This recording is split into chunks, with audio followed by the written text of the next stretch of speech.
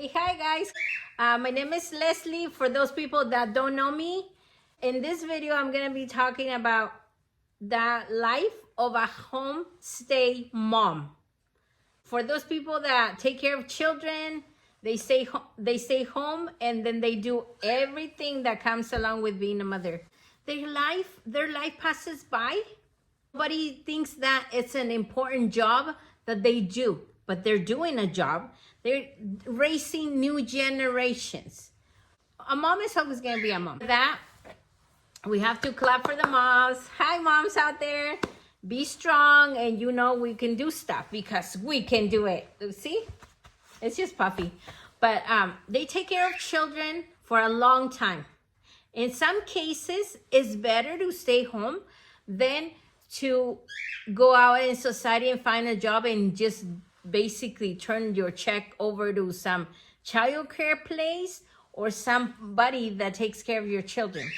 So especially if you don't have a lot of education, like if you only have a high school diploma, you're basically gonna be making the minimum wage. And if you don't have anything, it's still minimum wage. I mean, that is another topic that we should go into detail later in life. But for today, everybody knows a mom. You know your own mom, and you know how important you were for her when you were growing up. So your mom, they take care of the house and the babies from day one. Even you take care of a little tiny life. Basically, you have a baby life now. You gotta take care. You're responsible. You have to provide. You have to do everything that is required for the baby to grow into society and be a nice person. Some of us lack on the job, but other ones are like really into it. So I'm not here to judge anybody. I'm not here to make enemies, or I'm just talking about my personal opinion and personal experience of being a housewife, aka home mom. Okay, we know that childcare is extremely expensive. Reason why families choose to stay home, because especially if you have more than one kid, somebody has to stay home because you cannot afford to go to a job and just turn in your paycheck to somebody else, and you're missing on time with your kids and stuff. But there's a lot more that covers to be a homestay mom. More moms face different challenges throughout their day, throughout their life, and throughout the time that they're with their kids. For instance, generation change.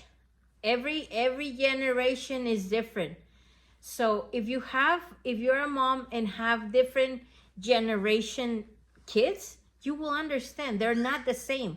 You raise one's different, but what you did for one generation doesn't work for this one. So it's challenging. On top of that, not to mention the challenges right after the hospital. Nobody talks about this, but it's a true thing out there. Feeling through pain that we go as a mother, it's real. The pain, because first of all, if you're a first time mom, even if you're second, third, whatever number you delivered a baby, it's still gonna be painful, hard on you, hard on your body and your self-esteem. We have to think about our self-esteem. The self-esteem of a mother in the first 2 weeks are very hard. It's hard to go just to do your normal things, hard to walk, hard to get up. And whether you had a normal delivery or you had a C-section, both of them are extremely painful. Okay, the recovery, it needs lots of patience, lots of love from others. But sometimes we are alone. Sometimes some moms go through all the pain and the only person that they have to rely on is their psychic, the beautiful baby, the beautiful girl that they just delivered. They're gonna be in their life for a long time also. But they can only share your love, you feel it, but they are not able to help you in other emotions. But you go through emotions. Very, very hard to be a mom. Now you have a baby and you have a 2-3-year-old that is also demanding of your time. It's hard on you. The moment you get out of the hospital, Mom job starts. It's a non-stop thing. It's not gonna stop 8 hours and you go home and you take the little baby, the little life that you just gave to somebody else to take care for you. No, you gotta drag it with you everywhere you go. It's your psychic now. It's gonna be right next to you like your shadow. Look, well, let's be honest, being a mother is the greatest gift that God, life, whoever you believe in, is gonna give you. It's the most rewarding and thankful and unexplicable feeling that you will have as a mother. There's so many things, and every one of us faces different and feels different about when you become a mother. It's just, you think you can do anything. You're the most powerful girl, but at the same time, very, very delicate. It's just an inexplicable feeling, but it's very nice to be a mom. But no one prepares you for any of those feelings that you could have postpartum, right? Mothers get sad, and that's not something that you can control. It's part of the hormones changes that you go through. We go through so many changes during our first 2 months. First, our body. The moment we deliver, our bodies like totally feel different. Our feelings get hurt. Like, we don't say it, but we don't feel sexy. We don't feel pretty. We have so many hormones kicking into our minds that we can't explain. We cry. Our emotions are just chaotic. We're there, but at the same time, we're not there because we're so sensitive for anything, everything. And at the same time, we're powerful, stronger, and we can do anything. It's just hard. And if you're a woman, you're a mom, you will understand. They know. Like I said, we go through different changes, but we still love our kids. We also have 2 months of recovery. Those 2 months can be very, very hectic based on your baby now. If your baby's gonna cry every day, how is it gonna be until you learn to know your baby? You're gonna have a chaotic time. Baby, this little human cannot talk to us, cannot tell us I'm hungry, cannot tell us I'm wet, I want this, I want that, this is bothering me, please, I'm hot, I'm cold, do something. They cannot say anything to us. So we get used to, but that is also a gift that we develop. One of our 6 senses. I do believe mothers, the moment you deliver or you have a baby, you have a 6th sense or 7th sense, whichever, but it's a little bit extra than anybody else, a normal human being. Now you have a 6th sense, which is greatest. The sense that you develop as a mother, and it helps you out to do things in life. The breastfeeding part. If you choose to breastfeed, as much as we love or we learn to love breastfeeding, is very painful. Nobody tells you that. Nobody tells you how painful it's gonna be. And you gotta feed the baby every 2 hours, an hour and a half. Because breastfeeding is different. It's very demanding. And sometimes the first days you might have to wake up the little baby to eat, the little girl to eat, because it could get leaky. And it's, as much as I think it's funny, it's also embarrassing at the same time.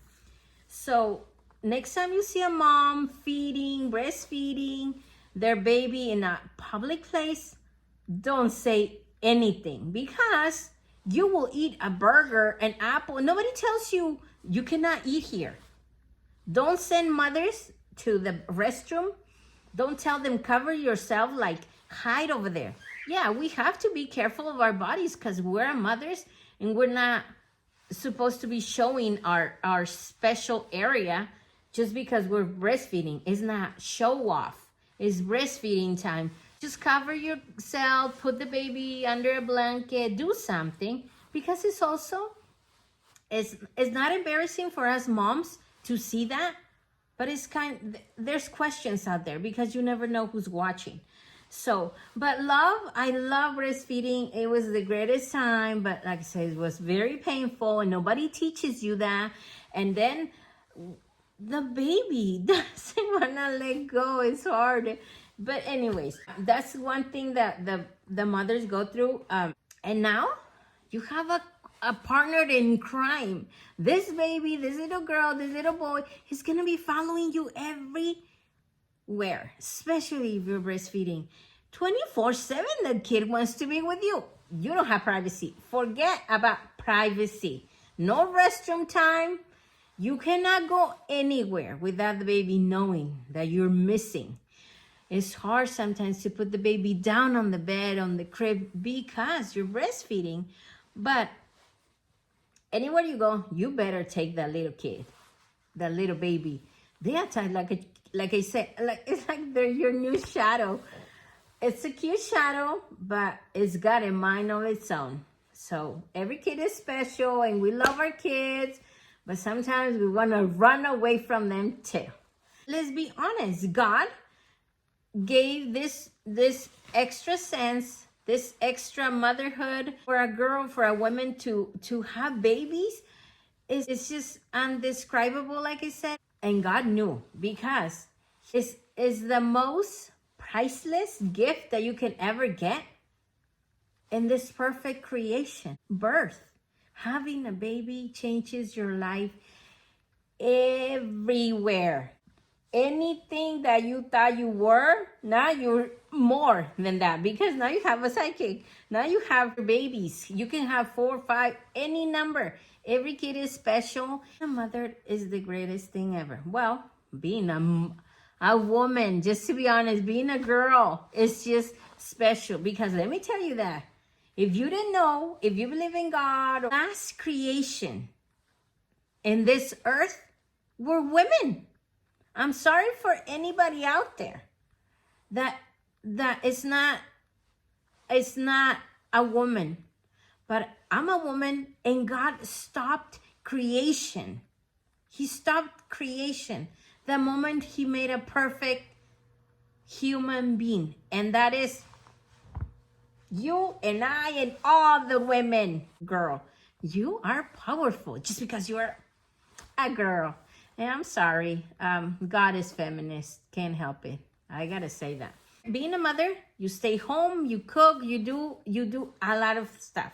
That means you're gonna be sticking with this baby, with this little girl, this little boy, for minimum 5 years. You're gonna start schooling, and then in the meantime, maybe you are gonna have another baby. Your job is not easy. And then when you say, well, now they're gonna go to kindergarten. Okay, now I'm gonna have free time to go back to work, to do this, to do that. You kind of plan. But if you have more kids, you can't plan 5 years. You at least have to plan 10, 15 years. It all depends how many kids you've had within the last decade. Once your kids, they reach high school or elementary level, or you say, okay, now I'm gonna go back to work and try to be myself again. Now my kids are a little bit older. I don't have to pay babysitting. I don't have to pay for childcare. I can just, you try to manage now timing with work, with family, with everything, because you wanna be yourself again. You wanna be able to be in society again. The things that you excited, you think you did it because you could handle motherhood, the timing during your toddler years, your elementary school level, your everything. You thought you had it. You thought you accomplished, you earned stuff. But in this society, it's difficult. Yeah, you go out there and you apply for jobs, you do it however you look for a job. You have a gap of 10 to 15 years that you've been staying home. Nobody cares for that time. Even though you're doing the real job out there. You're raising the next generations. You're raising real people. You're working with human beings. But whatever you learn as a homestay mom is not important at all. In society, the moment you apply for a company to hire you, whatever, you can get interview after interview, and all they said, you're overqualified. How is it overqualified? How is it? You being home. For the past 15 years, nobody pays you for what you're doing.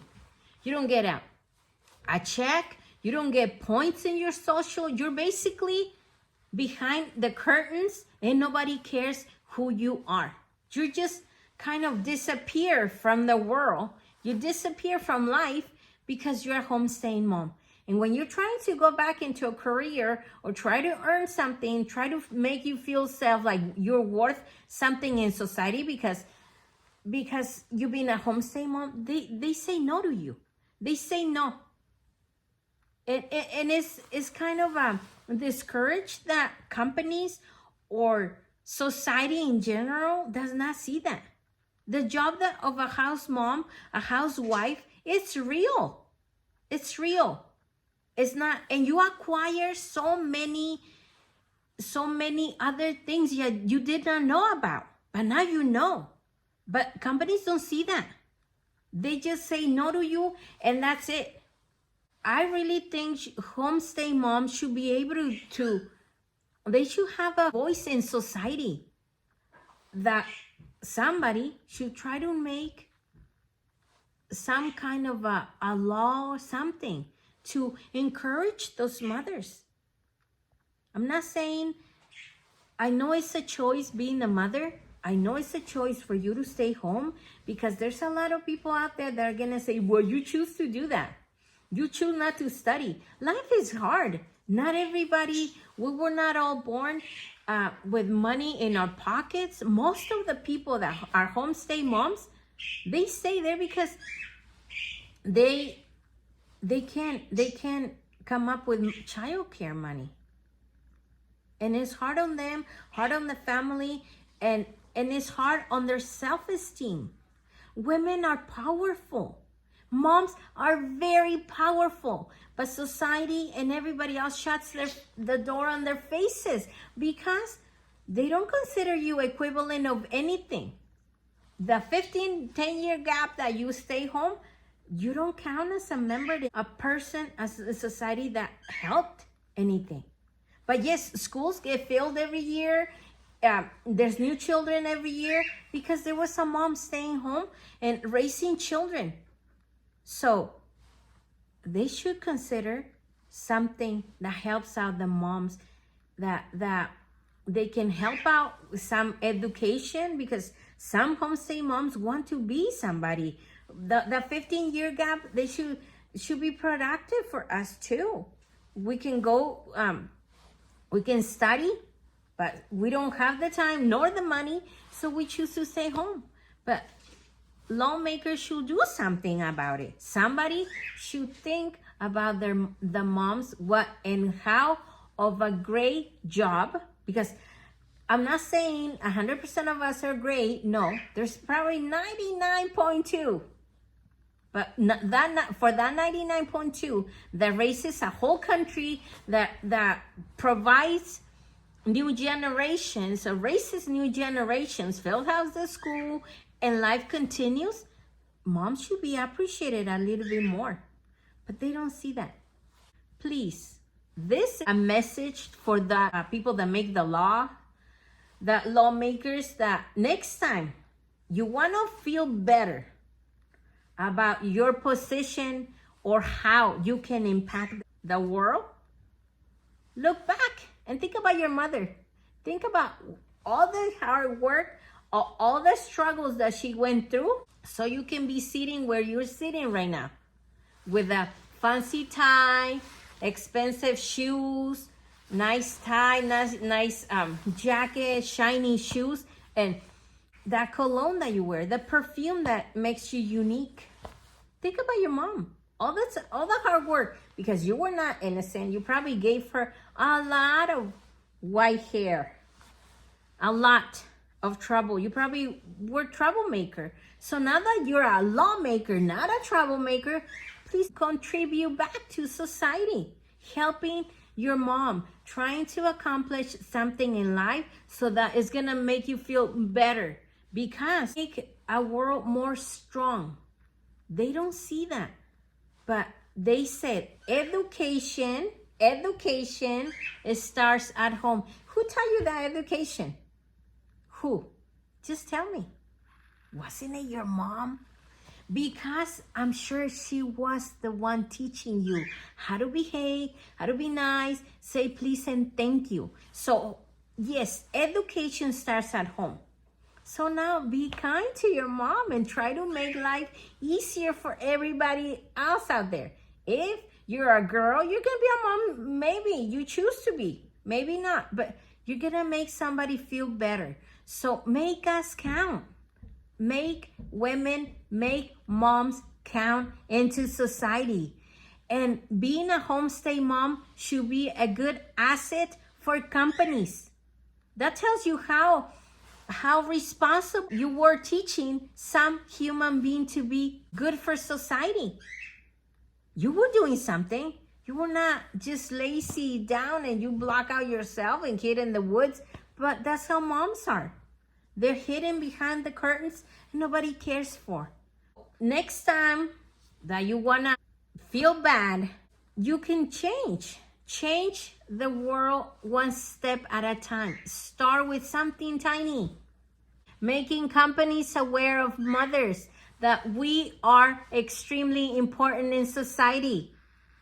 Our qualifications should be there in a resume, and they should take in consideration our hard work, not just negative, because all we see is deductions. But we can contribute. We contribute, obviously. So we're not just deductors of life. We're givers of life. We can share. We think we have a brain. We can do a lot of things. Hire a mom and you will see and what she can do for your company. You'll be sorry after you found out that you didn't hire her, because moms are out there and they're willing to work for their kids. So next time you see a mom asking for a job, please consider it. Don't just deny her. Don't say overqualified. Get rid of that word. Really, it's not really very nice at all. And remember, share your voice. If someone is gonna do it, make sure it is you. Make it you. So lawmakers, make something change. Change the world one step at a time and start by your house. Education starts at home. Okay, so, and for all those women out there, those moms that are taking care of our little kids, the little girl that they're beautiful in the park and stuff, have patience. Everything is gonna be okay. Your lives will change, and if you're going through a sad moment right now, it's gonna go away. Just hug your little kid. Go outside, listen to the birds, do something that makes you feel good. Do makeup, shower, do something. I know it could be hard, but you can do it. You are a mom because God chose you. Remember Moana? Do you know who you are? Yes, you know who you are. Find your voice, share it, and don't compare yourself. You're the greatest mom out there. You're the strongest girl that you can be. And hope to see you in another video. Thank you for subscribing. Follow me and let me know in the comments if you like my content. And if you don't, well, thank you too. So thank you very much for watching me. And then we'll see you in another video. Bye. Moms, you can do it. Bye.